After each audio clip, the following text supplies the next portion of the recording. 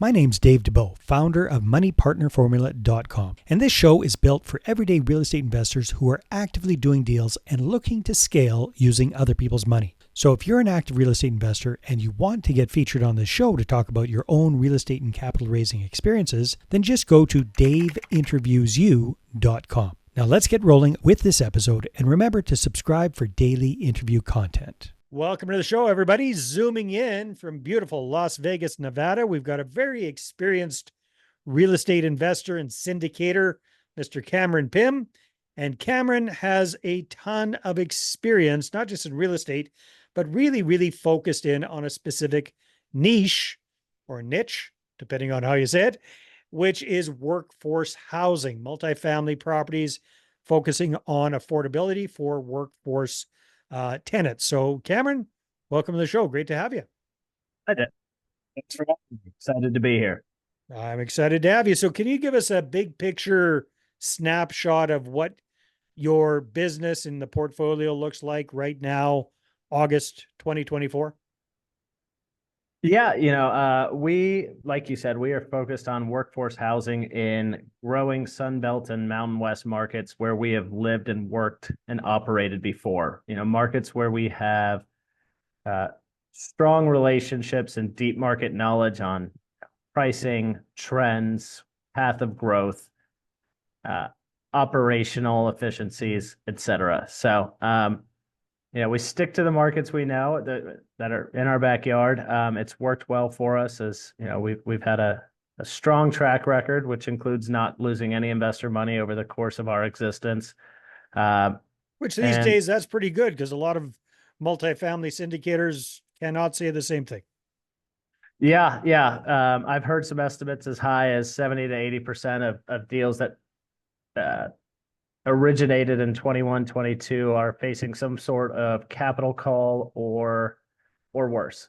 Wow. And fortunately, we've been able to avoid that. I think that's one from, playing in the sandboxes we know, and two from being pretty conservative in our underwriting approach. And then three is just overall execution, very hands-on from a sponsor. Okay, cool. So Cameron, maybe unwrap a little bit the different markets. Just give us an idea of the kind of states and towns or cities that you're investing in primarily these days. Yeah, we have focuses in Atlanta, um, Charleston, South Carolina, Knoxville, Nashville, Las Vegas, Phoenix, and then Salt Lake, Ogden, Provo areas. So pretty major markets. You're not in tertiary markets. You're right where the majority of the workforce housing is needed. That's right. Yeah. Yeah. Okay. So how did you guys decide, or why did you decide to focus on this niche versus other options, other asset classes out there? Yeah, I think it's a great value proposition because it's impossible to really build more of it.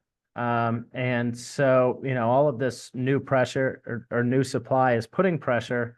While it can put pressure on B and C assets, long term, you're not able to compete with these. And once that supply has been leased up at the higher at higher rent rates, I think we're going to see really solid rent growth across all classes in the next year or two, just because, ever since maybe 21 into 22, you're now seeing a moratorium on building. And we have not done enough to address the shortage of housing nationwide or in these growing markets where everybody is relocating to. So I think there's great opportunity for all asset classes. We just happen to specialize in serving sort of the backbones of our community, service workers, teachers.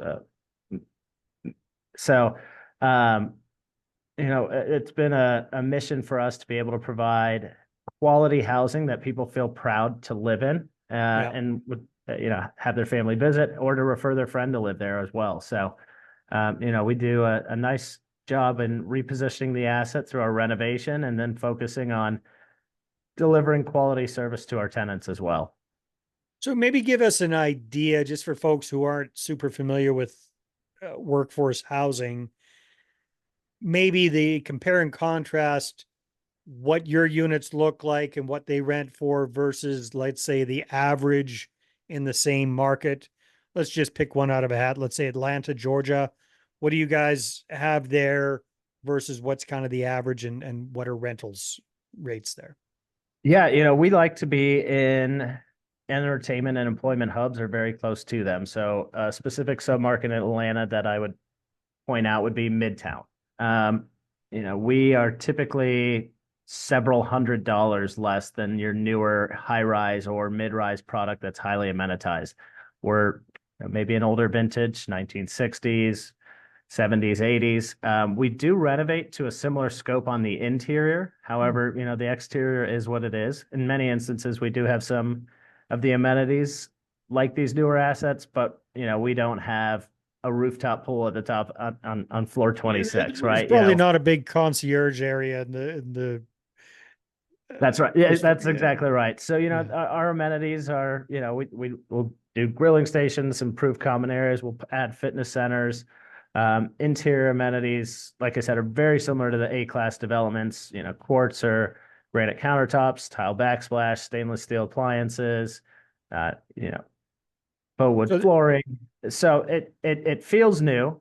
It it's very modern and comfortable for our tenants. It's just at a $300-400 discount to the newly developed high rise down the street. yeah. So, well, yeah, okay. So that's kind of a win-win scenario for them there, right? Because they're getting virtually from the interior look of their place, pretty Mhm. much looks like that brand new one. It's just a little dated on the outside, perhaps, or location, or not that rooftop pool, but otherwise, for people's day-to-day living with their family, it's just fine. It's quite nice, but it's way more affordable than they could get otherwise. That's right. And we do what we can to clean up the exterior aesthetic. The overall architectural design is what it is, but it still looks fresh and new on the outside as much as it can. At least like it's certainly been given some recent love and attention. Um, one of the other things that we do is in underwriting our stabilized rents. So post renovation, where we've gotten to, executed our business plan, is we look at what is the median household income for the area and making sure that we fall at 30% or below of their take home pay, which Mm. is kind of that standard for what a financial planner would say is affordable for you to budget for housing.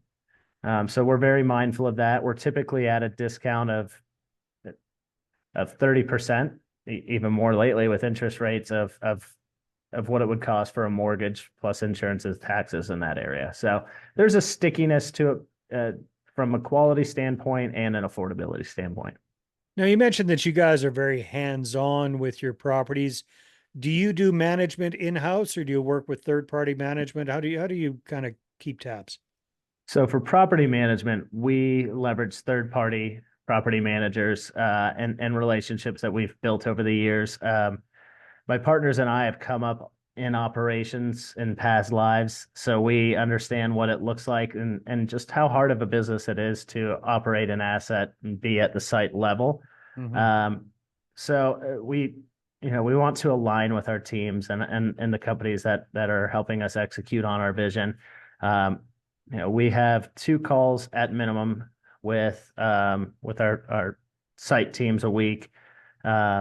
For institutional size assets where we're using one is to go over general operational issues. How quickly are we turning units? What does the work order list look like? How's the effectiveness of marketing? What other issues are we having? How is the CapEx plan rollout coming along? What challenges are we seeing? And a big portion of that is also just having an open line of communication with the site level team. And then the second is a pricing call where we're using, a pricing tool to make sure that we're in line with market expectations. Hey, where are our comps? What's their occupancy? Are they running specials? How do we remain competitive in a marketplace? So keeping a pulse on the market in that regard. Yeah, yeah. No, it sounds like you guys are very, very hands-on. So, how many years have you been doing this for, Cameron? Oh, I'm coming up on 2 decades, nearly, I guess, over a decade as an individual owner myself, entrepreneur. And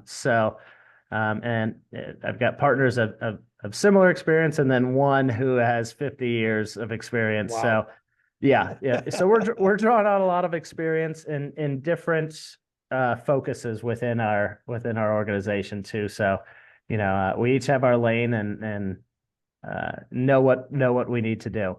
No, that makes sense. So I imagine between all of you, you've definitely seen the good, the bad, the ugly. You've seen the ups, you've seen the downs. What what do you do, or what are some suggestions around navigating these kind of high times and low times, the good old boom and bust markets?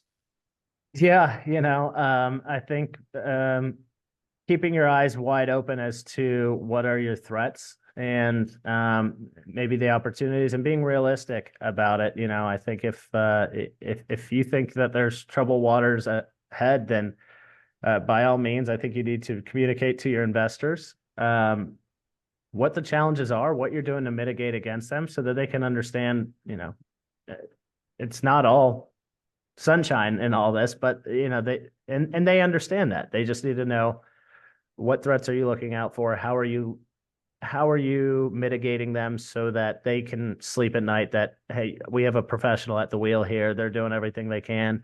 In some instances, as huge supply waves and the likes of Midtown Atlanta have hit again, probably the biggest or one of the biggest uh, that we've seen in recent time has hit, and it's caused some occupancy issues and and rents to retreat. And as a result, fortunately, we're not at risk of giving it back or anything like that. But we did see some trouble ahead and said, we're out of an abundance of caution, we are going to suspend distributions. And this is Mm. why, and this is how long we could be facing it. They've got a historic supply wave that's going to last the rest of this year and into next year. And so, So in other words, a whole bunch of new product just came on the market very recently. yeah, absolutely. And that new product, despite being that A-class high rise, highly amenitized, there is so much of it that they're doing everything they can to fill units. Yeah. And that includes 2, 3 months of free rent. And that Oh, wow. starts eating in even to an older asset. So uh, you know, it's a competitive marketplace right now. It's one that, we can that will certainly survive. And on the other side of that, I think that there is uh, much better days ahead. And what I mean by that is you will not have any new significant supply in that market and many others uh, for the next 2, 3 years once that supply is expired or Because of absorbed. the cost of money and the cost of building is out of line. Yeah, there's very few new developments coming out Yeah. of the ground. So you won't have that much competition. I think you will still see a lot of relocation and population growth in these markets because that's where jobs are and quality of life exist. And, you'll also fairly likely at 3 years, 2, 3 years out from now, maybe you have a more stable interest rate environment.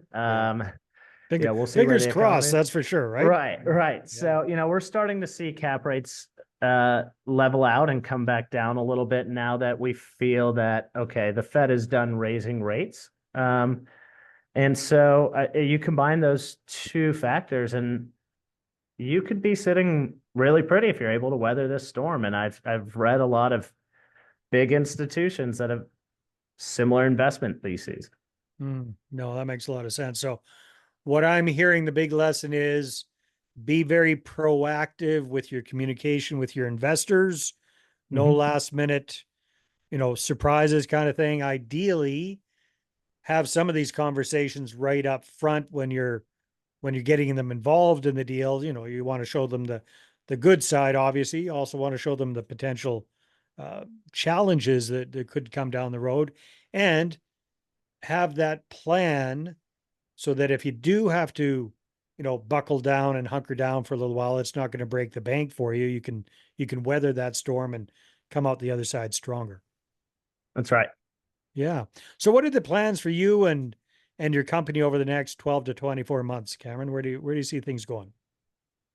Uh, I see a lot of opportunity coming up. We're starting to hear rumblings of deals going back to the banks or other people realizing that, hey, we may not be able to hang on, whether it's from the active management or maybe it was just an ill-fated acquisition at a compressed cap rate years ago, and no Mhm. matter how well of an how good of an operator you are at executing, you can't dig your way out of that hole. Um, which is unfortunate for a lot of investors and sponsors alike, but that does create an opportunity to buy at a good value. Mhm. And for us, we see that as a great opportunity to continue providing and also preserving affordable housing for the workforce. If I was on a panel over this summer a couple months ago, and I was on with some private equity fund, uh, investment managers, Yep. and we were asked where should pricing be here in 2024? And one of them had a really great answer. He said, take whatever somebody bought it for in 2021 or 2022, and it's probably worth 20 to 30% of that purchase price. And that's where a Of normal that market was. Well, take 20 or 30% off of that off. price. Okay. Excuse me. So Ooh. yeah, yeah, that would have been. So, and I think that makes sense because that is the period when people were buying sub five and sub four caps because money was so Right. cheap and Yeah, it was very deals. speculative. Yeah. Yeah. Yeah, and deals were turning in less than 12 months, and there really wasn't any value add, and there was just less discipline in there. And but if you look at where that should be and where rents could be as a result of pricing like that, we get excited about that. Yeah. I And guess, and well, a so question I got for you, Cameron, you guys got tons of experience working with investors and, you know, giving them good news and giving them not so good news sometimes as needed. I think a lot of LPs and in multifamily investors on the passive side are a little bit nervous about the situation, especially if they've lost money or they've. So what, if anything, do you think you might have to do differently moving ahead to bring new investors on board with these syndication projects? yeah, that's understandable, right? Once bitten, twice shy, and I think some people may not re-enter the investment market because of a poor experience and may stick to more traditional investments like stocks Mhm. and mutual funds. I think that they would be missing out on on some superior returns and some tax benefits that can be associated with that. I think people need to be very cautious about the sponsors that they're working with and dig Yeah. into the track record. I think you also need to educate yourself as an LP investor and be able to ask the right questions on underwriting. How are you looking at this? How does the cost per unit not only compare at acquisition, but what are you trying to get to? And are there comps that prove that? If you could take a more institutional approach like a family office or a private equity fund would in looking at sponsors, uh, I think that would help. And then you could have really great conversations. Sponsors like us love to talk shop, right? So the Yeah. more educated you are or interested in becoming educated, I'm always happy to pick up the phone and have a conversation about this sort of stuff. So, and I think for us, we're just focused on maintaining the relationships we have, and we've grown through building a track record and through being, referred by Mhm. previous investors and the relationships that we've developed. So I think just to continue doing what we've been doing, um, and, and being open to those conversations is what's going to be our focus. So No, not most not a definitely. ton of change for us. Oh, that is fantastic. So, speaking of conversations, Cameron, if people want to have a conversation with you, find out more about what's going on, check you out, where should they go if they had one place to send them? Yeah, reach out to us at stonemarklandings.com. We'd love to hear from you. Fantastic. Well, hey, thank you very much for your insights. This has been a great interview. Thank you. All right, everybody, take care, and we will see you on the next episode. Hey there, I really hope you enjoyed that episode. And as always, if you want to listen to more daily interview content, make sure you subscribe. And if you're an active real estate investor and you're doing deals and you'd like to get featured on this show, then just head over to daveinterviewyou.com. Now at moneypartnerformula.com, we help real estate investors to create a process for predictably getting capital so they can do more deals without relying on hard money lenders or the banks. We do this by building them a private capital marketing system. Now, if you want help turning yourself into a big money capital attraction machine, then book a call with our team to see how we can help. Just visit moneypartnerformula.com to find out more. All right, take care, and we'll see you on the next interview.